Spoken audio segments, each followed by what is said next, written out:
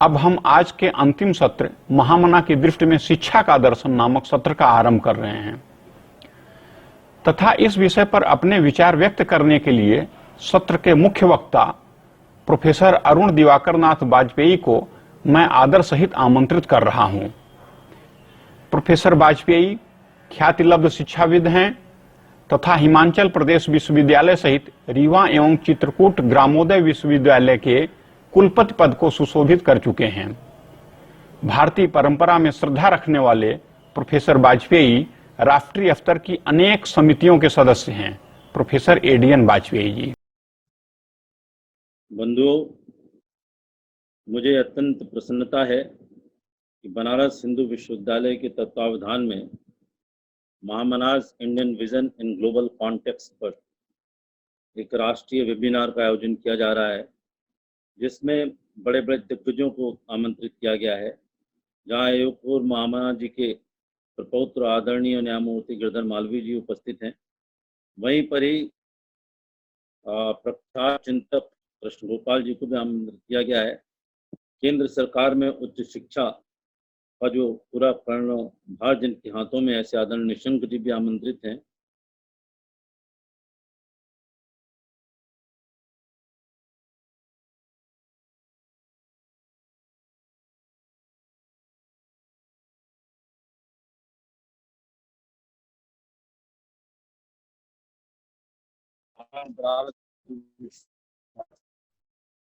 श्रृंखला में मुझे भी आमंत्रित किया गया है। इसके लिए मैं आदरणीय उपेंद्र त्रिपाठी जी और कविता शाह जी का मैं विशेष रूप से आभार मानता हूं।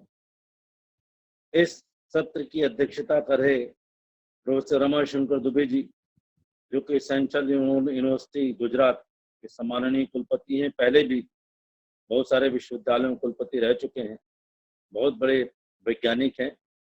संचालन डॉक्टर प्रभाष शंकर उपाध्याय जी कर रहे हैं और रिपोर्टिंग का कार्य श्री अनूप कुमार जी और श्री श्रेष्ठ जी के द्वारा संपन्न हो रहा है। इस सत्र का जो विषय रखा गया है वह महामना की दृष्टि में शिक्षा का दर्शन।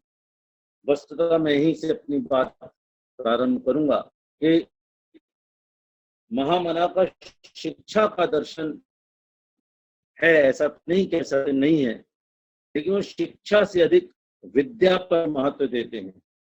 जब बनारस हिंदू विश्वविद्यालय की स्थापना हुई और मोनो बना, तो विद्या अमृत मशनुते की बात कही।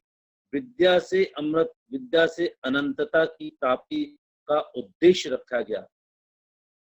महामना के शिक्षा का दर्शन विद्या में ही समाविष्ट है, ऐसा मैं प्रारंभ में ही कहना चाहूंगा, क्योंकि ज्ञान में, शिक्षा में, विद्या में प्रशिक्षण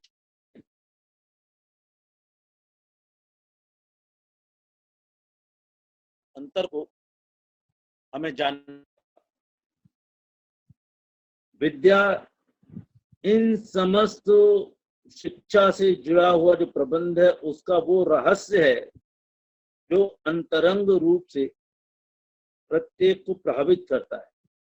विद्या से ज्ञान, विद्या से विवेक, विद्या से शिक्षा, विद्या से प्रशिक्षण इत्यादि। कह सकते हैं जो शिक्षा का पूरा कलेवर है, उसका प्राण, उसका रसायन, उसकी आत्मा विद्या है। इसलिए मैं प्रारंभ में ही अपनी बात स्पष्ट कर दूं, महामना का जो शिक्षा का दर्शन है वो विद्या में ही सन्निहित है। बंधुओं, महामना एक बहुत बड़ा व्यक्तित्व है और उनके बारे में कुछ भी कहना ऐसा लगता है जैसा कालिदास ने रघुवंश के शात्म में कहा था कि क्वच सूर्य रघुवंशा क्वचा विषयामति तीर्षु दुस्तरो मोहाद उल्पे नास्मि सागरम। कहाँ तो सूर्य से उत्पन्न हुआ भगवान राम का व्यक्तित्व, कहाँ मैं छोटा सा कवि कालिदास। ऐसा लगता है एक छोटी सी नाव लेकर के बहुत बड़े समुद्र को तैरने का संकल्प लिया हो, वैसी ही कुछ स्थिति मेरी हुई है। लेकिन महामना हमारी आत्मा में निवास करते हैं, हमारे प्राणों में निवास करते हैं, हमारे चरित्र में निवास करते हैं, हमारे आचरण में निवास करते हैं। इसलिए उन पर बात करने में मुझे किसी तरह भी संकोच नहीं है। हम सभी लोगों को ज्ञात है कि महामना बहुत सारे स्वरूप हैं। महामना एक स्वतंत्रता संग्राम सेनानी है। महामना इंडियन नेशनल कांग्रेस के प्रेसिडेंट है। महामना इंपीरियल लेजिस्लेटिव काउंसिल के सदस्य के रूप में सक्रिय राजनीति में, तत्कालीन सक्रिय राजनीति में भाग भी लेते हैं। महामना एक पत्रकार की हैसियत से, साहित्यकार की हैसियत से अभ्युदय नामक पत्रिका का प्रकाशन करते हैं। लीडर ऑफ इलाहाबाद का पब्लिकेशन करते हैं। मर्यादा का संपादन करते हैं और हिंदुस्तान टाइम्स के लाइफ टाइम चेयरमैन रहते हैं उनकी प्रबंध समिति के। और इन सबसे ऊपर एक बहुत अच्छे वकील हैं। मैंने एक व्याख्यान आदरणीय कृष्ण गोपाल जी का सुना था लगभग 2 वर्ष पूर्व दिल्ली में ही। उन्होंने महामना के व्यक्तित्व के ऊपर विस्तार से चर्चा की और आज भी की है। और उन्होंने बताया कि वकील के रूप में महामना की वकालत उस समय के जो तत्कालीन वकील थे उनसे कहीं ज्यादा अच्छी चल रही थी, लेकिन शिक्षा के कार्य के लिए उन्होंने उसको छोड़ करके शिक्षा के कार्य को प्रारंभ करना शुरू किया। तो मैं कहूंगा कि महामना का एक शिक्षाविद का जो स्वरूप है वो उनके दूसरे स्वरूपों पर भारी पड़ता है। एक तरफ महामना और दूसरी तरफ महामना के अन्य योगदान। इसलिए जो शिक्षा का दर्शन विषय रहा है महामना का, मुझे लगता है अगर ये नहीं है तो इस वेबिनार का प्रमुख उद्देश्य पूरा नहीं हो पाएगा। महामना का यदि शिक्षा के दर्शन को पकड़ना है, जानना है, तो मैं बनारस हिंदू विश्वविद्यालय की स्थापना और इससे जुड़ी हुई प्रसंग पर तो मैं आऊंगा ही, लेकिन उससे पहले एक बात और कहना चाहूंगा। महामना की शिक्षा, विद्या, विद्वता के दर्शन का पूरा यदि कहीं साइनोटिक नोट मिला है तो शांति स्वरूप भटनागर जी ने जो कुलगीत लिखा है उसमें प्राप्त हो जाता है। जब शांति स्वरूप भटनागर जी का कुलगीत आप सबने पढ़ा होगा, प्रतिदिन उसका गायन भी होता है, उसमें एक बार शिक्षा शब्द का उपयोग किया है, वो भी सत्य के साथ में जोड़ करके। वो कहते हैं सर्व विद्या की राजधानी, ब्रह्म विद्या की राजधानी, विश्व विद्या की राजधानी, वाग विद्या की राजधानी। ये सारी विद्याओं से जोड़ करके बात की गई है। एक दिन है सत्य शिक्षा की राजधानी की। यदि सत्य के साथ में शिक्षा जुड़ जाएगा वो विद्या का ही स्वरूप धारण कर लेता है। महामना का नाम बनारस हिंदू विश्वविद्यालय से जुड़ा हुआ है। 1916 में उन्होंने बनारस हिंदू विश्वविद्यालय की स्थापना बड़े दृढ़ संकल्प के साथ में प्रारंभ की। निश्चित तौर पर सबसे अधिक योगदान काशी के महाराजा का था, जिन्होंने 1300 एकड़ जमीन दी, 2700 एकड़ जमीन दूसरी जगह दी, लेकिन उससे वो संतुष्ट नहीं। वे चाहते थे जिस प्रकार से एक यज्ञ में बहुत सारे यजमानों की आहुति लगती है तभी संपूर्ण होता है, इसलिए उन्होंने बिना किसी पूर्वाग्रह के पूरब से पश्चिम, उत्तर से दक्षिण के जितने भी उस समय के राजा, महाराजा, नवाब थे, सबसे सहयोग लेकर के और उनके नाम का भी सम्मान देते हुए बनारस हिंदू विश्वविद्यालय की एक रेसिडेंशियल यूनिवर्सिटी का कल्पना की। ऐसा नहीं कि उस समय विश्वविद्यालय नहीं थे। उस समय जो ट्रायो यूनिवर्सिटीज थे, मद्रास के, चेन्नई के, बॉम्बे के, वो तो थे ही थे। इलाहाबाद यूनिवर्सिटी और लाहौर यूनिवर्सिटी, सारी यूनिवर्सिटीज के 5 यूनिवर्सिटीज का जो कॉन्सेप्ट उनके मस्तिष्क में था, लेकिन उनको पता था ये सारे के सारे जो विश्वविद्यालय जिस तरह से अध्ययन, अध्यापन और अनुसंधान में लगे हुए हैं, वे भारतभूमि के नहीं है। इनमें वो नालंदा की सुगंध नहीं आ रही है, इसमें तक्षशिला की सुगंध नहीं आ रही है, इसमें अवंतिका की सुगंध नहीं आ रही है। और ये सुगंध न आने से वे संतुष्ट नहीं, इसलिए वे ऐसे विश्वविद्यालय की कल्पना कर रहे थे। एक ऐसा संकल्प उनके मन में था जो कि भारत वर्ष की आत्मा को केंद्र में रख करके और जो अत्याधुनिक जो भी ज्ञान के प्रकार हैं, जो ज्ञान की समझिए आयाम है, उनको भी उसमें समावेश किया जाए। इसलिए बनारस हिंदू विश्वविद्यालय की स्थापना महामना ने की, जिसका बेस तो आध्यात्मिकता है और यही उनका दर्शन है। दर्शन का यदि महामना के दर्शन का, शिक्षा के दर्शन का यदि किसी को साक्षात्कार करना है तो बनारस हिंदू विश्वविद्यालय यही उसको दर्शन करने पड़ेंगे। आध्यात्मिकता के आधार पर उसके बेस को लेकर के, उसकी नींव पर अत्याधुनिक जो ज्ञान की विधाएं हैं उनको स्थापित करने का लक्ष्य महामना का था। मैं कह सकता हूं कि आध्यात्मिकता से ओतप्रोत अत्याधुनिक भौतिक और दैविक जितनी भी शिक्षाएं हो सकती हैं, वे सब महामना ने उसमें पिरोने का काम किया है। प्राचीन से प्राचीन ग्रंथों में, उपनिषदों में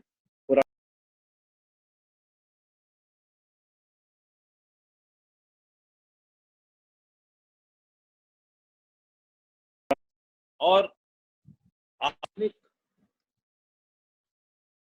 जो आधुनिक शिक्षाएं थी उस समय की, चाहे वो ग्लास टेक्नोलॉजी की हो, चाहे सेरेमिक टेक्नोलॉजी को, चाहे माइनिंग टेक्नोलॉजी को, उन सब समावेश करके उन्होंने विश्व की स्थापना की।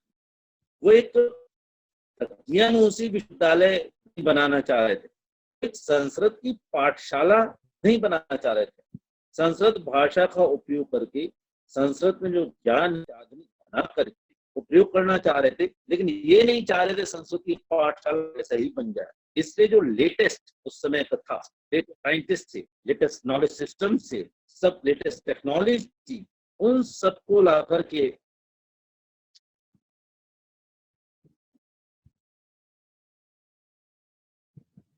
उन सबको महामना ने अपने साथ में प्रयोग किया।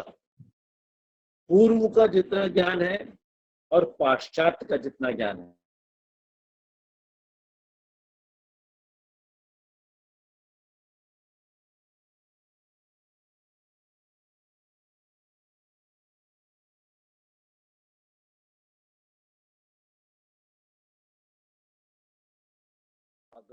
स्पष्ट तौर पर दिखाई पड़ता है।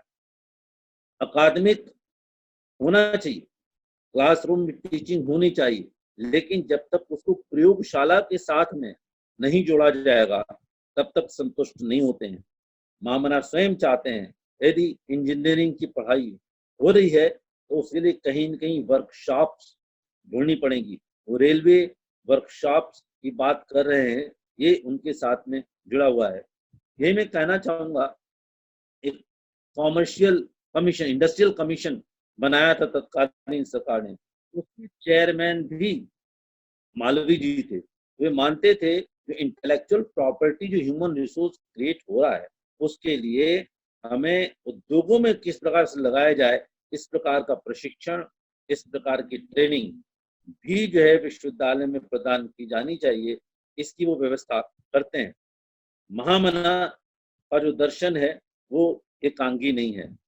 वे जहाँ एक और साहित्य को महत्व देते हैं, मनोविज्ञान को महत्व देते हैं, दर्शन शास्त्र को महत्व देते हैं, वहीं कलाओं में भाषाओं के जितने भी प्रकार हो सकते हैं उसमें भारतीय भाषाएं, उत्तर भारत की और दक्षिण भारत, उनमें उनको महत्व देते हैं, और विज्ञान का, तकनीकी का, कृषि की शिक्षा को महत्व देते हैं, प्रौद्योगिकी की शिक्षा को महत्व देते हैं।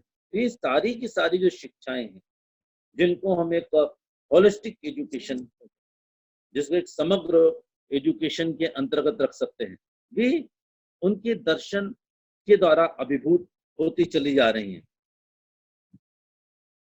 महामना जो शिक्षा का संबंध है, यद्यपि वे चाहते हैं कि शिक्षा में एक हॉरिजॉन्टल और एक वर्टिकल इंटीग्रेशन होना चाहिए। वर्टिकल ऐसा जो प्राइमरी और प्राइमरी से पहले ये भी यदि स्कूली कहीं शिक्षा है तो वहां पर हो, वहां से लेकर के स्कूली शिक्षा, इंटरमीडिएट से लेकर के ग्रेजुएशन से लेकर के पोस्ट ग्रेजुएशन, पीएचडी और पोस्ट पीएचडी और रिसर्च, ये सारी चीजें एक साथ होनी चाहिए, तब जाकर एक तारतम्यता बनेगी। और होराइजेंटल के अंतर्गत यदि मान लीजिए साहित्य है, यदि मान लीजिए विज्ञान है, इसके बीच में कहीं अंतर अनुशासनीय व्यवस्था हो सकती है, वो भी होना चाहिए। इसलिए उन्होंने एक इंस्टीट्यूट्स का कॉन्सेप्ट डेवलप किया था, बहुत सारी इंस्टीट्यूट्स बनाने की कोशिश की थी, जिसमें इंटरडिसिप्लिनरी, ट्रांसडिसिप्लिनरी नेचर की स्टडी और रिसर्च होती चली जाए। एक बात यहाँ पर मैं निवेदन करना चाहूंगा, वो ये कि जो मालवीय जी हैं बहुत सारी औपचारिकताओं से दूर हैं, और मुझे लगता है कि बनारस हिंदू विश्वविद्यालय की जो सत्ता स्थापित हुई है, वो जो गैर अनौपचारिक और औपचारिक का एक जो संगम है, वो जो मालवीय जी के दर्शन की उपज है, और जिसको कि बाद में हम लागू नहीं कर पाए, उससे बहुत नुकसान भी हुआ हमारी शिक्षा पद्धति का। यदि उनको कोई विद्वान ऐसा मिलता है जिसके पास में औपचारिक कोई उपाधि नहीं है, वो एमए नहीं है, वो पीएचडी नहीं है, उसको भी आचार्य के रूप में नियुक्त करने में महामना जी को कोई भी आपत्ति नहीं है।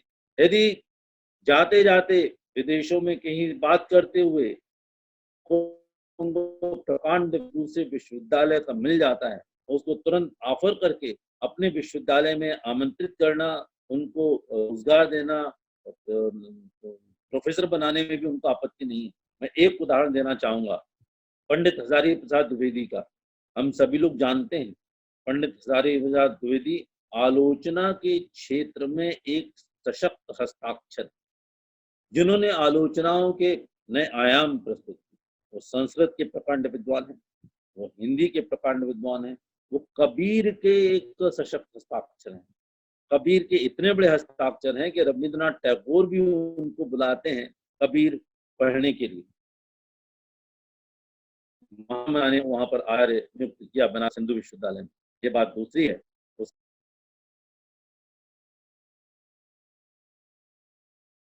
औपचारिक डिग्री नहीं है, इसलिए इनकी नियुक्ति नहीं की जा सकती, और उसके बाद में उनको चंडीगढ़ जाना पड़ा, और फिर ऐसी परिस्थितियां बनी कि चंडीगढ़ से उनको पुनः आमंत्रित किया गया बनारस हिंदू विश्वविद्यालय। हमको प्राप्त होते चले जाते हैं।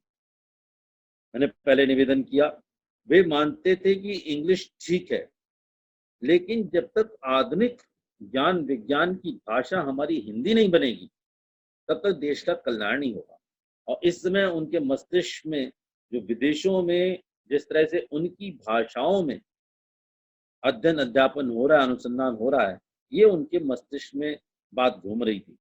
इसलिए वे चाहते थे कृषि की भाषा, विज्ञान की भाषा, तकनीकी की भाषा, अभियांत्रिकी की भाषा, मैनेजमेंट की भाषा जो है वो हिंदी होगी, तब जाकर के हम सही मायने में भारतवर्ष का जो एक शिक्षा पद्धति है उसमें हम एक परिवर्तन ला सकते हैं।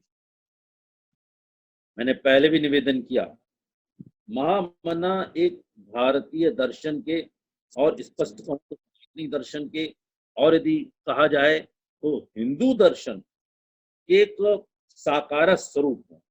सशरीर हिंदू दर्शन है, सशरीर सनातनी व्यक्ति हैं, सशरीर भारतीय दर्शन से ओतप्रोत व्यक्ति हैं।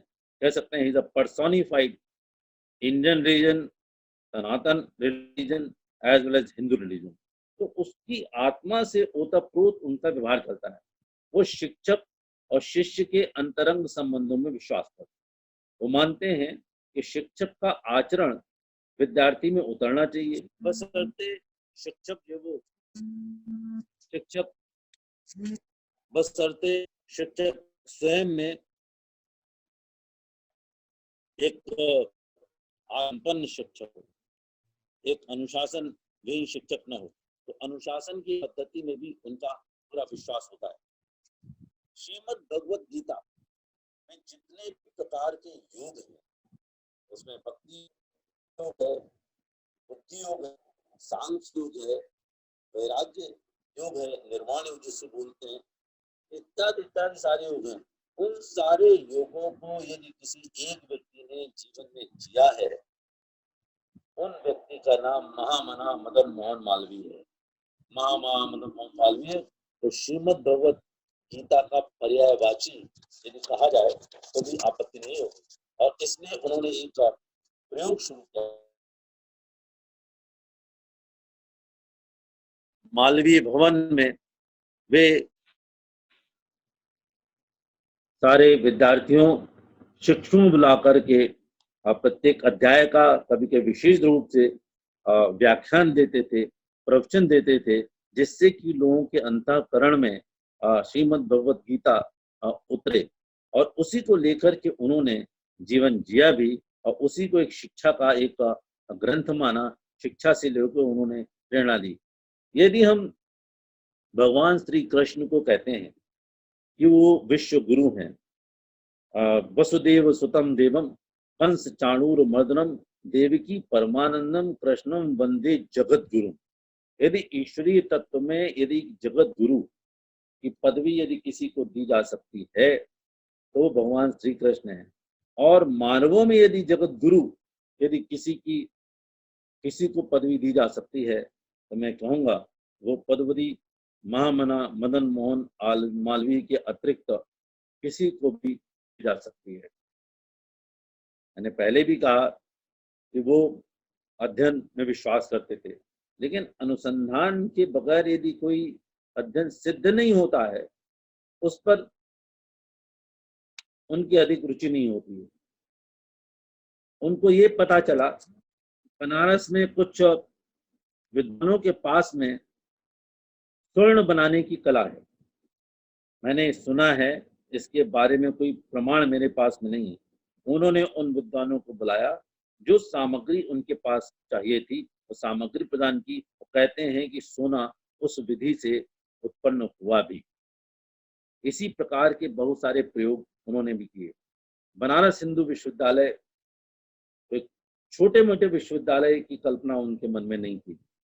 उनके मन में एक सामुद्रिक विश्वविद्यालय जो समुद्र जैसा आकार लिए हो, जो आकाश जैसा आकार लिए हो, जिसमें बहुत सारी संस्थाएं हों, बहुत सारे संस्थाएं हों, बहुत सारे विभाग हों, बहुत सारे विद्वान हों, एक साथ मिलकर के अकेले अकेले भी अनुसंधान करते हों, निरंतर प्रवाहमान जिसकी गति हो, वो विश्वविद्यालय के रूप में उसकी उन्होंने स्थापना की। बनारस हिंदू विश्वविद्यालय का अगर एक विभाग के शिक्षकों की संख्या ज्ञात कर ली जाए तो बहुत सारे विश्वविद्यालय के सारे जो शिक्षक होते हैं उससे भी अधिक वहां पाई जाएगी। इसी प्रकार के पब्लिकेशंस और जो उनकी रुचि थी, जो एक स्वतंत्रता देते थे, जो एक स्वायत्तता देते थे शिक्षकों काम करने के लिए, संसाधन उपलब्ध कराते थे, विचार देते थे लोगों को, उन विचारों को लेकर के ही कम से कम 10 से 15 तो शांति स्वरूप भटनागर अवार्डी पहले थे। सीवी रमन को नोबेल प्राइज वहां से मिला। और भी अभी भी जो नए नए लोग भी लग रहे हैं वो भी एक से एक प्रकांड विद्वान, उनके प्रकाशन जो है बहुत बड़े बड़े शोध पत्रिकाओं में हो रहा है, बड़ी बड़ी रचनाएं हो रही हैं। मैं जब एसोसिएशन ऑफ कॉमनवेल्थ यूनिवर्सिटीज के वर्ल्ड काउंसिल का मेंबर था, वहाँ के जो secretary general mister sir John hood थे, वो अक्सर जब चर्चा करते थे तो केवल एक विश्वविद्यालय की चर्चा करते थे, वह बनारस हिंदू विश्वविद्यालय। भारतवर्ष का प्रतिनिधित्व करने वाला विश्व में यदि कोई विश्वविद्यालय है तो वो बनारस हिंदू विश्वविद्यालय है, जिसकी की कल्पना जो कि मालवीय जी के शिक्षा के दर्शन का एक प्रकटीकृत स्वरूप हमारे सामने हमको मिला है। पीड़ा किस बात की है? पीड़ा इस बात की है कि स्वतंत्रता प्राप्ति के उपरांत या उससे पहले भी 1916 का विश्वविद्यालय है, लगभग 31 वर्ष स्वतंत्रता से पहले भी उस विश्वविद्यालय ने महामना की प्रेरणा के साथ में, जीवंत प्रेरणा के साथ में काम किया है। उसके उपरांत तत्काल भारतवर्ष की शिक्षा पद्धति को मालवीय जी के शिक्षा के दर्शन के आधार पर बनना चाहिए था। एकमात्र शिक्षा नीति बननी है या शिक्षा का दर्शन स्थापित होना है तो मालवीय जी के चित्र को सामने रख करके और बनारस हिंदू विश्वविद्यालय की कल्पना को सामने रख करके निर्णय लेते चले जाते और विश्वविद्यालयों का काम होता चला था। विश्वविद्यालयों की संख्याएं निरंतर बढ़ती चली जा रही हैं, जिसमें राज्य के भी विश्वविद्यालय हैं, केंद्र के विश्वविद्यालय हैं, निजी विश्वविद्यालय हैं, न जाने कितने तकनीकी संस्थान हैं। लेकिन एक भी मैं कह सकता हूं कि बनारस हिंदू विश्वविद्यालय से 10वां भाग 20वां भाग भी जो है उसकी उनके पास में उपलब्ध नहीं है। इसका कारण ये है हमने मालवीय जी के दर्शन को अपने मस्तिष्क में नहीं रखा, अपने हृदय में नहीं रखा। मैं निवेदन करना चाहूंगा, आपके वेबिनार में ही आदरणीय निशंक जी आए हुए हैं, जो कि हमारी संस्कृति की सत्ता जो केंद्र में है उसके पुरोधा हैं, उसके कर्णधार हैं। वे मालवीय जी से प्रेरणा लेकर के और इनकी शिक्षा की पद्धतियों को लेकर के, शिक्षा के दर्शन को लेकर के सारे विश्वविद्यालय में इसकी व्याप्ति प्रदान करें। यदि वास्तव में यदि इस प्रकार का काम हो गया तो इस वेबिनार का जो बनाना है बड़ा सार्थक हो जाएगा। मैं जैसा पहले निवेदन कर रहा था कि मालवीय जी की एक निरंतर प्रवाहमान ज्ञान की निरंतर प्रवाहमान धाराएं का जो संकल्प था वो अभी भी विद्यमान है। यदि बनारस हिंदू विश्वविद्यालय में एम्स की स्थापना के लिए प्रधानमंत्री जी रुचि ले रहे हैं, वहीं पर ही विश्व वैदिक अनुसंधान केंद्र की भी स्थापना हो रही है। उपेंद्र त्रिपाठी जी के नेतृत्व में बड़ा काम चल रहा है और मैं कहूंगा कि जो विश्व वैदिक अनुसंधान केंद्र की स्थापना हो रही है, यदि से इसमें काम, वेदों में सब कुछ विद्यमान है, कोई ऐसी ज्ञान की विधा नहीं है जो कि वेदों में विद्यमान नहीं है। उनकी एक एक ऋचा को लेकर के प्रयोगशाला में सिद्ध करते हुए यदि हमने अपने रिसर्च पेपर्स छापे, हमने यदि रिसर्च जर्नल्स छापे, यदि हमने अपने प्रोफेसर को आकृष्ट किया तो वो जो मौलिक अनुसंधान होगा उसमें एक नोबेल प्राइज तक ही हम सीमित नहीं रहेंगे, प्रतिवर्ष हमको एक एक नोबेल प्राइज प्राप्त होगा, ऐसा मेरा दृढ़ निश्चय है। हम 10-15 स्वरूप भटनागर अवार्डीज से ही हम संतुष्ट नहीं होंगे। न जाने कितने शांति अवार्डीज, न जाने कितने पुरस्कार, न जाने कितने फील्ड मेडल्स हमको प्राप्त होंगे और उस सबका केंद्र जो है वो ये विश्व वैदिक अनुसंधान केंद्र होगा, जिसमें कि न केवल भारतवर्ष की, न केवल केंद्र सरकार की, न केवल राज्य सरकार की, बल्कि पूरे विश्व की दृष्टि इस केंद्र पर लगी हुई है।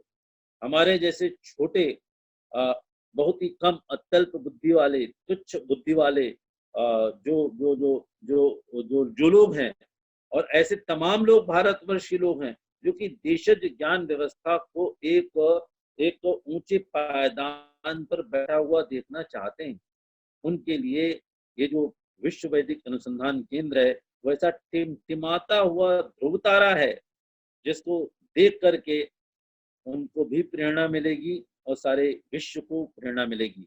तो अत्यंत संक्षेप में अपनी बात को संपन्न करते हुए मैं कहूँगा कि महामना मदन मोहन मालवीय का जो शिक्षा का दर्शन है वो विद्या के अंतर्गत आ जाता है। भारतीय ऋषियों ने विद्या की बात की है, जैसे बनारस हिंदू विश्वविद्यालय का जो मोनो है उसका ही है, विद्या अमृत मशुरे सा विद्या या विमुक्ति की बात कही गई है, विद्या से मुक्ति प्राप्त होती है। तो आध्यात्मिकता, जीवन मूल्य, भारतीय दृष्टि, भारतीय दर्शन, सनातनी दर्शन जो कि निरंतर चलने वाला है, जो सार्वभौमिक है, जो सर्वव्यापी है, जो सर्व समावेशी है, ये सारे के सारे दर्शन विद्या के माध्यम से महामना जी की दृष्टि को स्पष्ट करते हैं। वो एक समग्र दृष्टि है, वो एक संपूर्ण दृष्टि है, वो निरंतर चलने वाली दृष्टि है और हमको वो अभी भी प्रभावित कर रही है। मैं चाहूंगा कि हम उनकी इस दृष्टि की छत्र छाया में अपनी जो शिक्षा है, इसका व्यवहार है, इसको हम और आगे बढ़ाएं, जिससे कि हमारा अपना भी कल्याण हो, भारतवर्ष का कल्याण हो, पूरे विश्व का कल्याण हो, और जिस युग में हम रह रहे हैं, जिस काल में रह रहे हैं, इस काल का भी कल्याण हो। बहुत बहुत धन्यवाद। वंदे मातरम। धन्यवाद आदरणीय प्रोफेसर वाजपेयी जी। आपके इस सारगर्भित वक्तव्य से महामना के शिक्षा दर्शन पर हमारा ज्ञानवर्धन हुआ। अब मैं अगले वक्ता ख्यातिलब्ध शिक्षाविद प्रोफेसर रमाशंकर दुबे जी को आमंत्रित कर रहा हूं।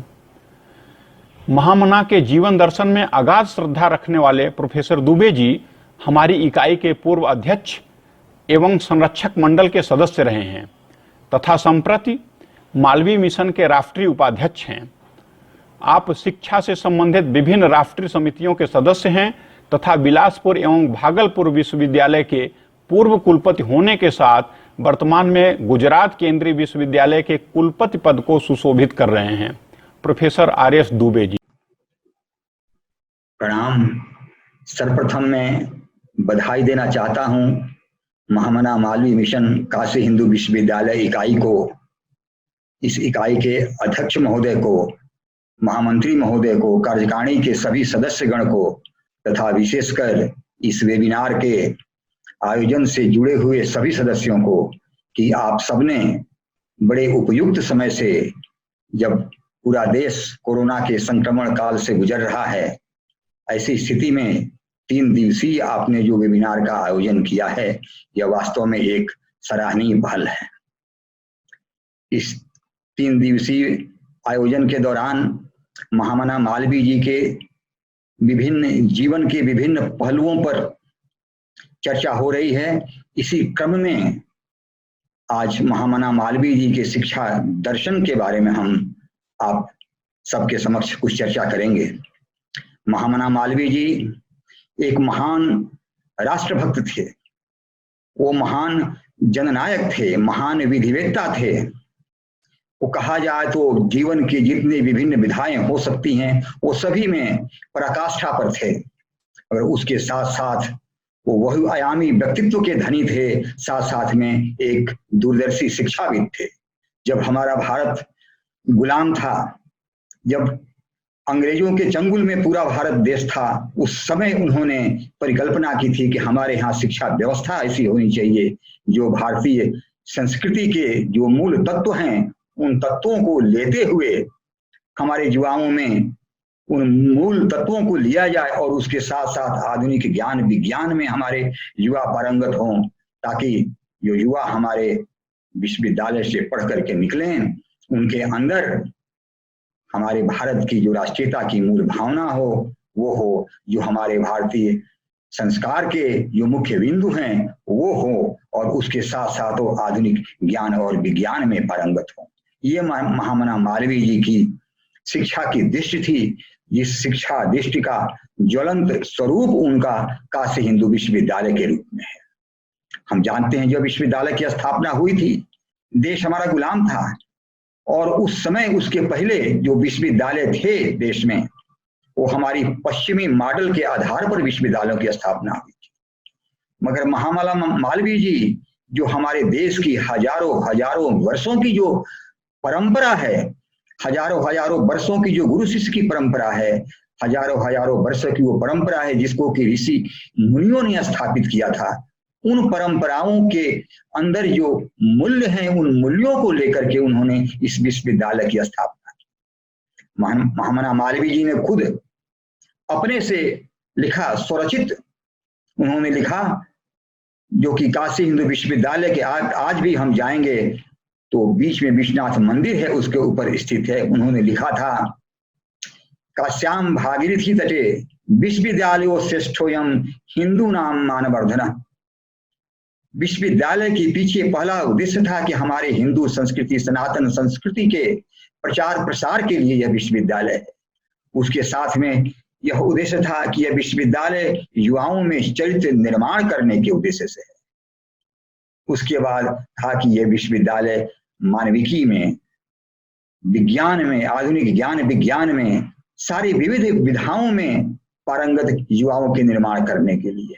कहने का तात्पर्य यह है कि विश्वविद्यालय के मूल उद्देश्य में हमारी सांस्कृतिक, हमारी सनातन संस्कृति में स्थित जो मूल्य है, जो भावनाएं हैं, उनके प्रचार प्रसार के लिए विश्वविद्यालय की स्थापना हुई। उसके साथ साथ युवाओं में चरित्र निर्माण की स्थापना की। यह क्यों आवश्यक था इस प्रकार के विश्वविद्यालय का निर्माण करना? इसलिए आवश्यक था कि हजारों हजारों वर्षों की जो हमारी संस्कृति है, वो संस्कृति धीरे धीरे हमारी पश्चिमी सभ्यता के आवेश में आकर के वो संस्कृति हमारी कहीं संक्रमित न हो जाए, उसके दृष्टिकोण से उन्होंने, ये महामना ने इस विश्वविद्यालय की स्थापना की। जब हिंदू विश्वविद्यालय सोसाइटी का उन्होंने निर्माण किया सन 1911 के आसपास, तो उस समय भी जो महामना ने जो विश्वविद्यालय का प्रॉस्पेक्टस बनाया, उस प्रॉस्पेक्टस के अंतर्गत भी जो विश्वविद्यालय के मूल उद्देश्य थे, वो उद्देश्य उनके अंदर वो परिलक्षित होते थे। इसीलिए इन्होंने काशी हिंदू विश्वविद्यालय भी उनका नाम रखा और हिंदू विश्वविद्यालय सोसाइटी के द्वारा उन्होंने पहले प्रारंभ किया विश्वविद्यालय को आगे ले जाने के लिए। जिस सोसाइटी के अध्यक्ष खुद महाराजा दरभंगा नरेश जी थे। तो महामना की यह परिकल्पना थी कि हमारा देश ऐसा देश है जहाँ की शिक्षा की व्यवस्था तब थी जबकि विश्व में कहीं शिक्षा की व्यवस्था नहीं। हमारे यहाँ ईसा से 600 वर्ष पूर्व तक शिला विश्वविद्यालय था। इस विश्वविद्यालय में विदेशों से, कई देशों से 10,000 लगभग छात्र यहाँ पर पढ़ने के लिए आते थे, जहाँ पर कि ज्ञान, विज्ञान, धर्म, दर्शन, सारी विधाओं की पढ़ाई होती थी। उसके बाद हमारे यहाँ 4वीं सदी में नालंदा विश्वविद्यालय की स्थापना हुई। ईसा की 4वीं सदी बाद हमारे यहाँ ईसा के 6वीं शताब्दी बाद विक्रमशिला विश्वविद्यालय की स्थापना हुई। कहने का तात्पर्य ये कि ईसा के 6वीं शताब्दी पहले से लेकर के ईसा के लगभग 12वीं शताब्दी बाद तक हम जाएं तो हम देखते हैं कि 1800 वर्षों का जो हमारा कालखंड है, उस कालखंड में भारत विश्वगुरु था। भारत विश्वगुरु क्यों था? क्योंकि हमारे यहाँ शिक्षा की ऐसी व्यवस्था थी। हमारे यहाँ तक्षशिला विश्वविद्यालय था कि जिस विश्वविद्यालय में हमारे यहाँ आचार्य चाणक्य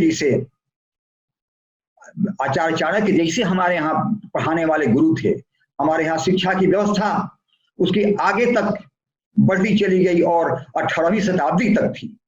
कहते थे कि 18वीं शताब्दी तक हमारे यहाँ पूरे देश के अंदर करीब 7,32,000 हमारे यहाँ गुरुकुल थे। और महामना जी कहा करते थे, ग्रामे ग्रामे पाठशाला, मल्लशाला गृहे गृहे।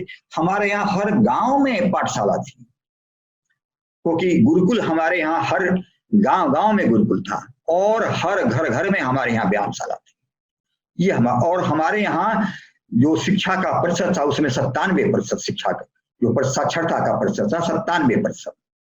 तो महामना की वो परिकल्पना थी कि इस देश में 97% शिक्षा पहले से ही हो, शिक्षित हो, तो हमारे यहाँ जो विरासत है, जो हमारे यहाँ जो सांस्कृतिक मूल्य हैं, उसको हम सहेजते हुए हम विश्वविद्यालय की स्थापना करें। तो वही नालंदा विश्वविद्यालय, तक्षशिला विश्वविद्यालय, विक्रमशिला विश्वविद्यालय, उन विश्वविद्यालयों की जो संकल्पना थी वो महामना मालवीय जी के मन में थी। और उन विश्वविद्यालयों की संकल्पना किस आधार पर थी, इसके लिए हमें विचार करना पड़ेगा कि शिक्षा के उद्देश्य से हमारे मनीषियों ने क्या स्थापित किया। हमारे मनीषियों ने यह स्थापित किया कि हम जब शिक्षा की बात करते हैं, जब हम छात्र के विकास की बात करते हैं, जब हम मनुष्य के विकास की बात करते हैं, तो केवल हम बौद्धिक विकास की नहीं बात करते, हम शारीरिक विकास की बात करते हैं। शरीर, मन, बुद्धि और आत्मा के विकास की बात करते हैं। जब हम शरीर के विकास की बात करते हैं तो शारीरिक विकास, जैसे कि खेल कूद हमारे शारीरिक विकास हुए।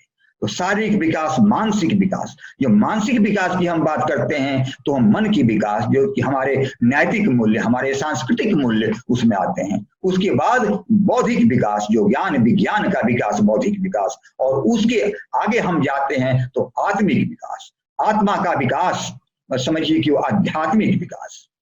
महामना ने शिक्षा को अध्यात्म से जोड़ा। और महामना के पहले भी स्वामी विवेकानंद जी ने शिक्षा को अध्यात्म से जोड़ा, महर्षि दयानंद ने शिक्षा को अध्यात्म से जोड़ा, महर्षि अरविंद ने शिक्षा को अध्यात्म से जोड़ा।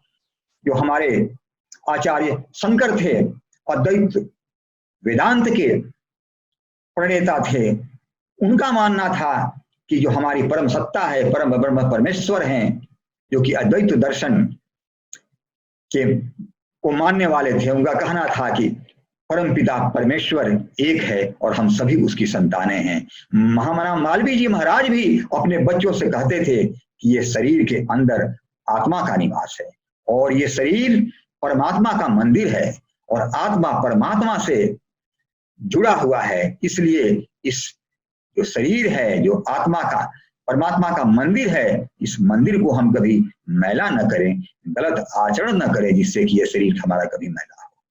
तो ये महामना मालवीय जी कहते, तो उन्होंने आत्मा के विकास की बात की, उन्होंने अध्यात्म को शिक्षा से जोड़ा और उसी प्रकार अध्यात्म को शिक्षा से स्वामी विवेकानंद जी ने भी जोड़ा। स्वामी विवेकानंद जी का भी कहना था कि शिक्षा का मूल अर्थ व्यक्ति के अंदर में उसके भावात्मक शक्तियों का विकास है। भावात्मक शक्तियों का अर्थ जो शारीरिक, मानसिक, बौद्धिक विकास। तो उसी विकास की अवधारणा को लेकर के महामना मालवीय जी भी चलते थे कि शिक्षा का उद्देश्य केवल बौद्धिक विकास की बात नहीं। कई बार महामना जी कहते थे कि शिक्षा का उद्देश्य भावात्मक शक्तियों का विकास है, कि विद्यार्थी को अपने सारी शक्तियों को विकास करते हुए स्वावलंबी बनना होगा।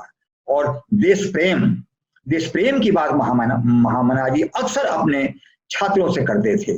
और देश प्रेम वो कहते थे, सत्येन ब्रह्मचर्येन व्यायामेन आय विद्या देशभक्ति आत्मत्यागेन सम्मानार्हा सदा भव। आज के युवाओं में हमें बोध कराने की आवश्यकता है कि हमारी संस्कृति कितनी समृद्ध रही है। तो हमें अपनी संस्कृति के मूल्यों को आत्मसात करते हुए हमको लेकर के चलना है, ना कि हमें पश्चिमी सभ्यता को अपने अंदर लाना है और उसको संक्रमित होने देना है।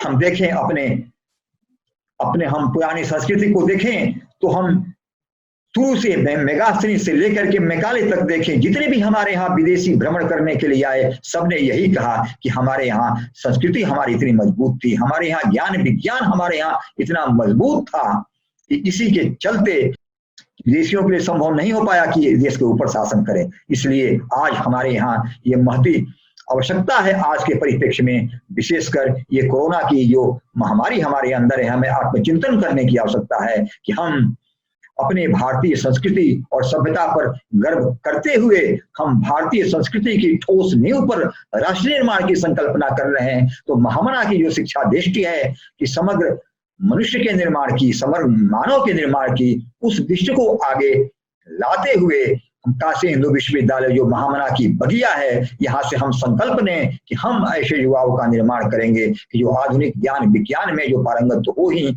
मगर चारित्रिक उन्नयन में भी वो बहुत आगे हों और भारतीय मूल्यों को आत्मसात करते हुए आगे हों। मैं इसी के साथ अपने वक्तव्य को विराम देता हूं और पुनः मैं बधाई देता हूं महामना मालवीय मिशन के सभी आयोजकों का कि आप सबों ने यह मौका दिया कि अपने विचारों को मैं आपके सामने रख पाया। बहुत बहुत बहुत धन्यवाद आदरणीय प्रोफेसर दुबे जी।